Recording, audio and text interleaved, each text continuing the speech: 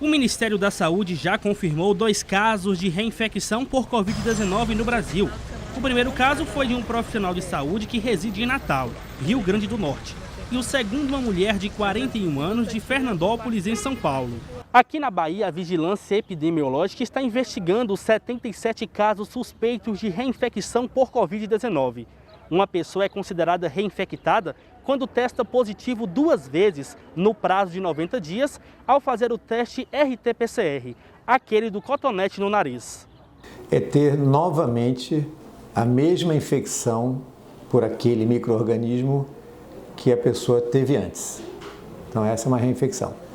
Isso está definido que as pessoas podem se reinfectar pela Covid. Podem se reinfectar.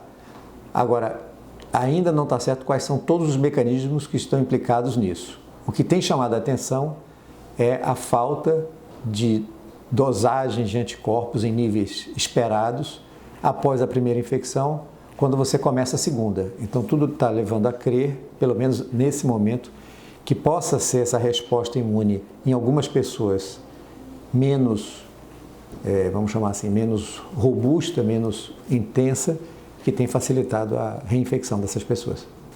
Não há diferença entre homens, mulheres, idade. O que parece ser assim, está em comum entre elas é quando essas pessoas começam a ter o segundo episódio, a gente dosa os anticorpos e praticamente eles não têm. Reinfecções são comuns em vírus como o da dengue e também em vírus respiratórios como o influenza e outros coronavírus que circulam entre os humanos. Mas no caso do SARS-CoV-2, que causa o novo coronavírus, é algo raro. Se você for contabilizar pelo mundo afora os casos comprovados, você disse bem aí, no Brasil são 2, e o total no mundo afora são 30 casos comprovados e 2.049 casos suspeitos pelo mundo afora, e o Brasil tem por volta de 500 casos suspeitos. Então, é algo ainda raro, não é algo frequente. Então, a gente realmente precisa entender o porquê dessas reinfecções. Será que o sistema imunológico dessas pessoas não estão conseguindo montar uma resposta protetora de longa duração contra esses vírus, né? Mas é importante deixar isso. É baixo esse número comparado com o total de casos da Covid-19 que nós temos. Como os casos de reinfecção pela doença são raros em todo o mundo, ainda faltam estudos para identificar qual o período que o sistema imunológico criará anticorpos para se defender do coronavírus. E com esse coronavírus atual, é isso que a gente precisa saber.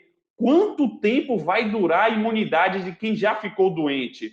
O último trabalho chegou a mostrar 6 meses de proteção e eles ainda seguem acompanhando esses pacientes.